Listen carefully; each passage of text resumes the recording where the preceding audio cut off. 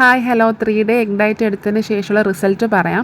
എനിക്ക് 3 ഡേയ്സ് കൊണ്ട് തന്നെ ഒരു 2.5 kgsോളം റെഡ്യൂസ് ചെയ്യാനായിട്ട് പറ്റിയിട്ടുണ്ടായിരുന്നു. ഒരിക്കലും നമുക്ക് ലോങ് ടേമിൽ കണ്ടിന്യൂ ചെയ്ത് പോകാൻ പറ്റാത്തൊരു ഡയറ്റാണ് എഗ് ഡയറ്റ് എന്ന് പറഞ്ഞാൽ.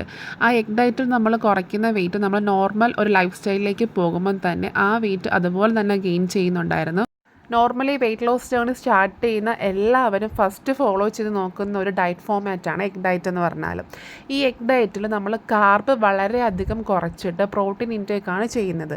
നമുക്കറിയാം ഏറ്റവും ചീപ്പായിട്ടും പ്രോട്ടീൻ റിച്ച് ആയിട്ട് നമുക്ക് അവൈലബിൾ ആയിട്ട് കിട്ടുന്ന ഒരു ഫുഡാണ് എഗ്ഗ്. എഗ് വൈറ്റിൽ പ്രോട്ടീനും എഗ് യോക്കിൽ സാച്ചുറേറ്റഡ് ഫാറ്റും ആണ്. അപ്പോൾ നമുക്കൊരു സംശയം തോന്നാം, എഗ് ഡയറ്റ് എടുക്കുമ്പോൾ എന്തുകൊണ്ട് ഇത്രയും ഫാസ്റ്റായിട്ട് വെയിറ്റ് കുറയുന്നു എന്നുള്ളത്. അത് വെറും സിമ്പിളാണ്. കാര്യം നമ്മൾ ഒരു ദിവസം നോക്കുകയാണെന്നുണ്ടെങ്കിൽ വളരെ കുറച്ച് കലോറി ഫുഡ് മാത്രമാണ് ഇൻടേക്ക് ചെയ്യുന്നത്.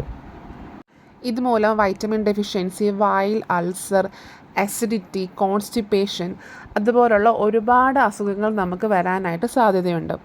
എഗ് യോക്ക് നോക്കുകയാണെങ്കിൽ അതിൽ സാച്ചുറേറ്റഡ് ഫാറ്റാണ് കൂടുതലായിട്ടുള്ളത്. അത് നമുക്ക് കൊളസ്ട്രോൾ കൂടാനായിട്ടും കാരണമാകുന്നുണ്ട്. ഈ ഡയറ്റിലെ ഏറ്റവും വലിയ പ്രശ്നമാണ് നമ്മൾ കഴിക്കുന്ന ഫുഡിൽ കാർബിൻ്റെ കണ്ടൻ്റ് ആണെങ്കിലും ഫൈബറിൻ്റെ കണ്ടൻ്റ് ആണെങ്കിലും വളരെയധികം കുറവാണ്. അത് നമുക്ക് ഭാവിയിലേക്ക് ഒരുപാട് പ്രശ്നങ്ങൾ ഉണ്ടാവാനായിട്ട് കാരണമാകുന്നുണ്ട്.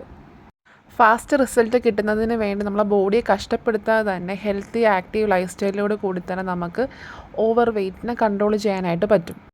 ബോഡിക്ക് വേണ്ട പ്രോപ്പർ ന്യൂട്രീഷൻ ഇൻക്ലൂഡ് ചെയ്തിട്ടുള്ള ഒരു ബാലൻസ്ഡ് മീലും അതുപോലെ തന്നെ ചെറിയ രീതിയിലുള്ള വ്യായാമവും നമ്മൾ ഫോളോ ചെയ്താൽ തന്നെ ഹെൽത്തി ആയിട്ട് നമുക്ക് വെയിറ്റ് കുറച്ചെടുക്കാനായിട്ട് സാധിക്കും. നാളെ മുതൽ നമ്മുടെ പേജിൽ ഹെൽത്തി ബാലൻസ്ഡ് മീൽ വെച്ചിട്ടുള്ള വെയിറ്റ് ലോസ് ജേർണി സ്റ്റാർട്ട് ചെയ്യുകയാണ്. Stay tune. Bye bye.